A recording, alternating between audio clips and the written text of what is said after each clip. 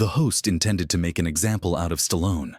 Instead, he became the ideal illustration of why people don't trust mainstream media anymore. The studio lights were bright, too bright, the type that made people sweat even when they weren't nervous. Sylvester Stallone wasn't nervous. He sat back in the chair, legs apart, shoulders relaxed, waiting. The crowd murmured in anticipation, some gripping their phones already set to record. They sensed something was about to happen. Across from him sat Ethan, Caldwell, a professional, smartly dressed TV host, known for his progressive slant and his love of gotcha moments. She leaned forward, a smug grin creeping across his face. He had interviewed politicians, activists, and Hollywood elites, always managing to get them to stumble. But Stallone, that was new territory. "Mr. Stallone," Ethan started, his voice smooth, rehearsed. "You've always been an icon of American harshness. But do you think that kind of masculinity is outdated? I mean, in today's world, don't you believe we should redefine strength to be greater, inclusive?" A few audience members chuckled, some nodding in agreement. Ethan's supporters, the sort who expected him to trap his visitors in their own words. Stallone blinked a slow blink. Then he leaned in, elbows on his knees, and inhaled through his nose. "You mean, do I believe being harsh is a negative thing?" "Today," Ethan smirked.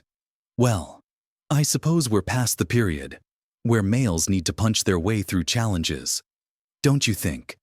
The world has moved on from that type of obsolete pondering silence, the sort that stretches long enough to make folks move in their chairs." Stallone scratched his chin. Then he laughed. Not a polite chuckle, a deep, genuine belly laugh. "You're serious?" he finally said. "You think toughness is a problem?"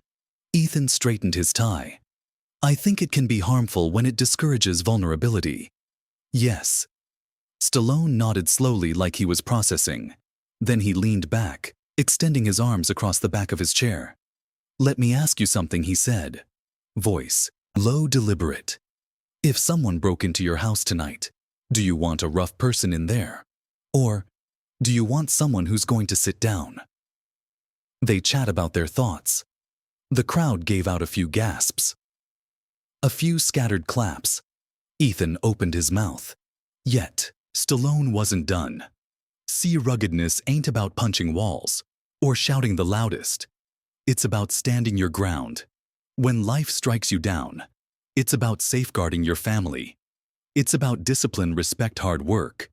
And if you think the world doesn't need that anymore," he shook his head, "then I don't know what planet you're living in, dude." Ethan faked a chuckle. Nevertheless, there was a spark of something beneath his eyes. Hesitation. He hadn't anticipated Stallone to fire back so swiftly. Yet, he wasn't giving up that easy. "All right," Ethan said, moving in his seat. "But don't you think Hollywood? Because let's be honest, your own movies have glorified violence as the sole answer to issues." Stallone didn't hesitate. "Hollywood praises a number of things.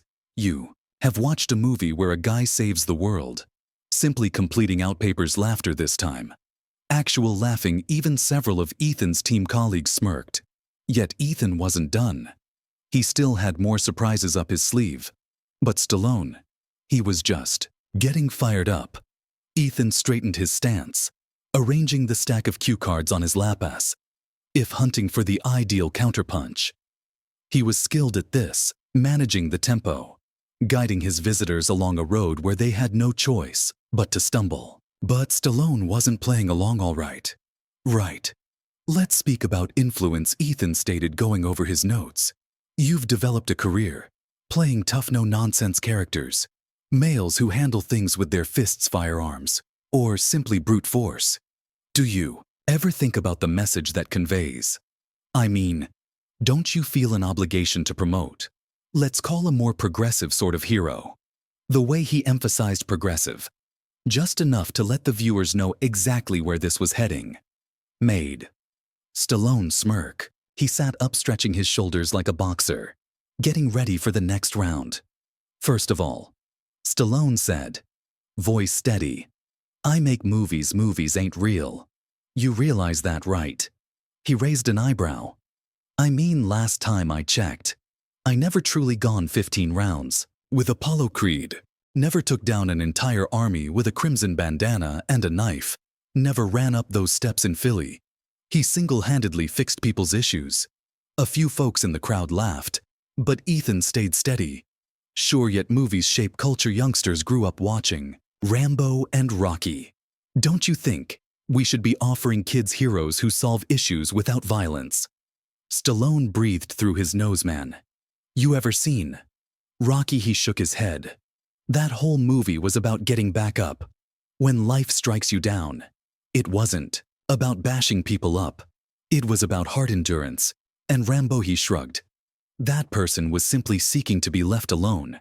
If folks had just let him stroll through town and mind his business, none of it would have occurred. The audience clapped a little, louder this time. Ethan's jaw clenched. He realized this wasn't going the way he had intended. Thus he leaned forward, saying softly, "More personal." "All right. Fair enough," he said. "But let's speak about the actual world. Let's talk about America. Right now, we're at a stage where people are questioning what it means to be a guy, what it means to be tough. And others could say that your interpretation of toughness, the old school don't show weakness, sort is part of the problem, because it produces more divide than unity. What do you say to it?" Stallone let the question float in the air. He tapped his fingers on the armrest, eyes fixated on Ethan. "You ever encounter a fireman?" he asked. Ethan blinked. "Forgive me, a fireman, a policeman, a person in the military, hell, even a single mom working 2 jobs just to keep food on the table. You ever talk to those folks? You believe toughness is their problem?" Stallone shook his head. "No, guy. Their tenacity is what keeps the planet going. The problem ain't toughness. The problem is people thinking strength is something terrible, like it's harmful. Weakness ain't a virtue, friend. Strength with control. That's what keeps people safe." Someplace in the rear, a guy let out a low whistle. The vibe in the room had altered. Ethan was losing his grasp. "Well, what about?" Stallone waved a hand, cutting him off. Not aggressively, just enough to make it apparent he wasn't finished. "You want to know the true problem?" Stallone leaned forward. "It's not toughness. It's individuals who speak about toughness. Like, it's the enemy while living in a world developed and preserved by brave individuals. You sit here in your smart suit, with your planned questions, attempting to tell me what's obsolete. Let me tell you something, guy.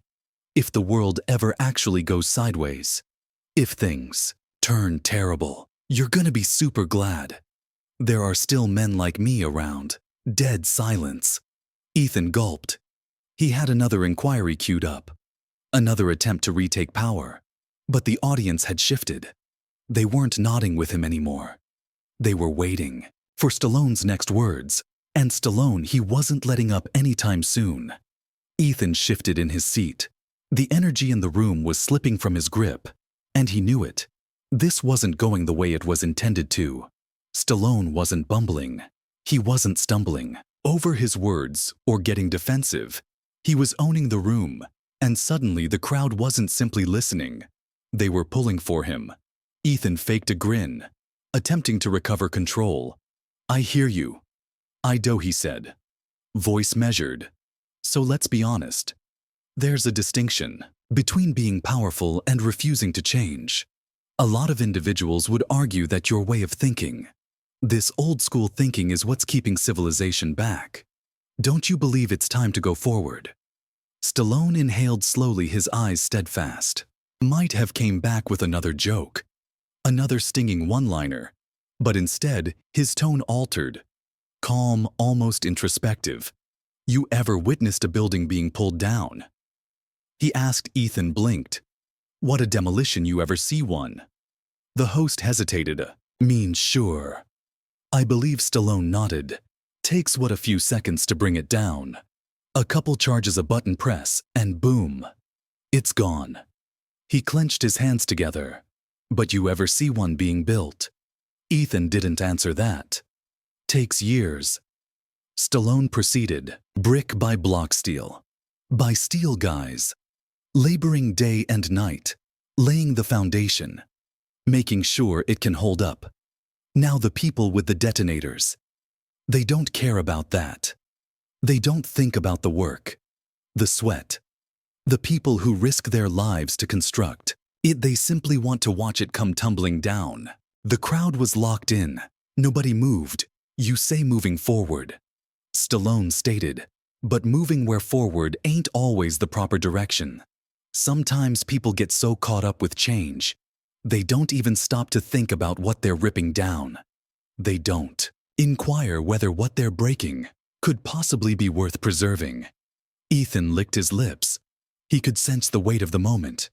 He had gone into this interview expecting an easy target, a celebrity who would crack under pressure, a man who may be reduced to a caricature.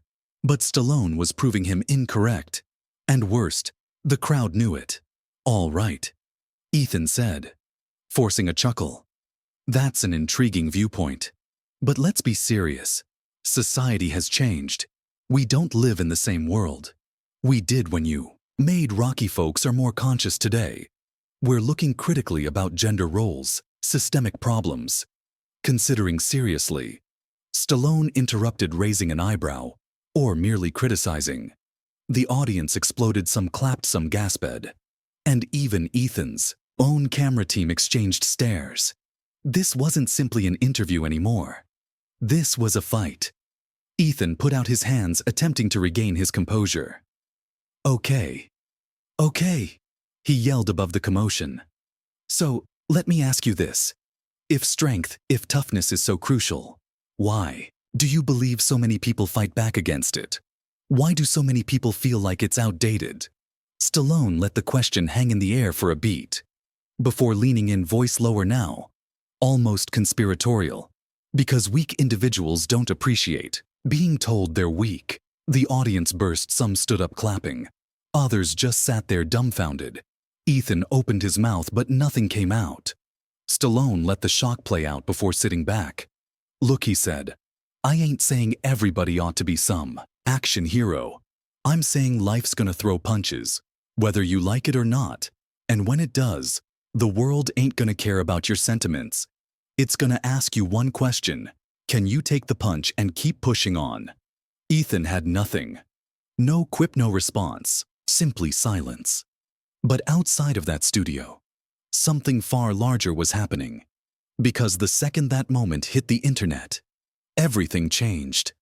The minute the interview concluded, Ethan barely managed to keep his professional grin intact when the cameras cut. But Stallone, he merely stood, extended his shoulders, and gave the spectators a slight wave before going off the stage like nothing had happened. Backstage producers scrambled. Ethan's earpiece hummed with urgent voices that did not proceed as planned. Social media is already taking it up. Cut the problematic sections before we upload it online. But it was too late. Someone in the live crowd had previously uploaded footage. Within minutes, the internet was on fire. Stallone body smashes. TV host Sylvester Stallone blasts awakened media in live debate. This is why we still need true men like Stallone. The video spread like wildfire, going from Twitter to Facebook to YouTube. People capture the greatest moments, overlaying response, memes, slow motion replays, and even dramatic background music. Few hours the clip was trending. No. And the comments a battleground.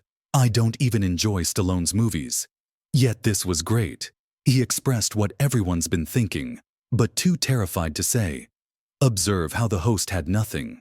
When Stallone turned the tables, classic of course. The reaction wasn't far behind. Simply another old star trapped in the past. Toxic masculinity at its best. Can we quit pretending this man is some intellectual? Ethan's network scrambled for damage control. They made a carefully written statement. Discusses how opposing perspectives inspire meaningful interactions. Ethan himself went on Twitter posting, healthy discourse is crucial. I admire Mr. Stallone's beliefs. Even if I don't agree, let's keep the discourse nice. But no one cared. The internet has already determined who won. Meantime, Stallone. He didn't publish a single thing. No tweets, no press statements. He merely went about his day unbothered. Because unlike the folks debating in the comment section, she had nothing to prove yet after the dust settled. A far broader question started floating around: was this merely a viral moment, or had Stallone exposed anything deeper about current media days past? Yet the clip refused to fade down. It was everywhere, on morning shows, podcast, 7 news pieces explaining what it all meant. Some termed it a wake-up call. Some dubbed it a fabricated dispute. But one thing was apparent: folks weren't only talking about Stallone. They were talking about something greater. On one side, people were saying, Stallone has highlighted the hypocrisy of modern media, how hosts like Ethan prefer to push an agenda, but collapsed the second they were confronted. They expect celebs to merely nod along, but the instant someone thinks for themselves, they panic out. On the opposite side, critics argued, thought Stallone was just another affluent actor, adhering to obsolete ideas. It's simple to preach harshness when you're living in a mansion. But then something remarkable occurred. Firefighters, police officers, military vets, factory workers, construction crews, lone moms, folks who genuinely knew what toughness looked like in the real world started speaking. A popular Facebook message from a former Marine went everywhere. Stallone gets its strength isn't about being a bully. It's about standing up when life strikes you down. We need more of that. A woman from Oklahoma uploaded a video. I raised 3 boys on my own. If I hadn't been harsh, they wouldn't have eaten. Don't tell me strength is a negative thing. Even a calm film of an older man at a petrol station went viral. He was watching the interview on his phone, shaking his head. These youngsters don't know what true difficulty is. They believe life's about arguing rubbish on TV. Stallone, he knows real life. Ethan, meanwhile, went silent. The network kept promoting other tales to divert focus, but it didn't work. Every attempt to move on was greeted with one question over and over again. Why did a Hollywood actor have greater common sense than a professional journalist? And that's when the actual talk began. Not about Stallone, not about the interview, but about the broader picture. Had contemporary society truly gone soft, where people so terrified of actual strength that they wanted to pretend it wasn't required? Was the media genuinely shaping culture, or merely regulating it? They weren't merely viral talking points anymore. There were dinner table chats. Folks weren't simply watching. They were waking up, and Stallone, he still hadn't spoken a word. A week later, Stallone finally talked. Not through a press release, not on social media. It was during a casual interview in a little gym in San Diego, California. Local reporter approached him about the viral moment, expected some form of damage control. Instead, Stallone wiped the sweat from his forehead, took a sip from his water bottle, and shrugged. Look, man, I wasn't attempting to prove anything. I was only being honest. The reporter pushed. But did you anticipate the reaction to be this large? Stallone laughed. I've been around a long time. Folks always appear astonished when someone reveals the truth. That's the world we live in now. The simplicity of his responses, macked harder than any speech. No grand statement, no victory lap. Merely a man who spoke what he thought and moved on. But the main effect that was still unfolding. Ethan Caldwell's show had a ratings deficit. Network gently pushed him into other areas, away from big-profile interviews. She wasn't canceled. Yet, he wasn't the same burgeoning star either. Meanwhile, something surprising began occurring. Folks began re-watching Stallone's past interviews, his talks, even his movies, seeing them in a new light. Footage of Rocky Balboa's legendary monologue emerged. It ain't about how hard you hit. It's about how hard you can get hit and keep pushing forward. Individuals started using it in debates about grit, resilience, and true strength, and outside the online conversations. In the actual world, something shifted. Young men started showing up at boxing gyms, pushing oneself harder. Parents talked about teaching their kids discipline instead of entitlement. Workers felt themselves standing a little higher, pushing through struggles instead of whining about them. Nor because Stallone commanded them to, but because they observed the contrast between actual strength and performative weakness. In the end, this wasn't about one interview. It wasn't about Stallone versus Ethan Caldwell. It was about a world that has forgotten what harshness truly means, and one individual who reminded them. If you made it this far, ask yourself, what type of strength do you value? Is it the sort that folds the instant it's questioned, or the sort that stands steady when it counts most? Because at the end of the day, toughness isn't about muscles. It's about who you are when no one's watching. Like what you heard. Subscribe for more stories that make you think. Because in a world full with noise, the truth still matters.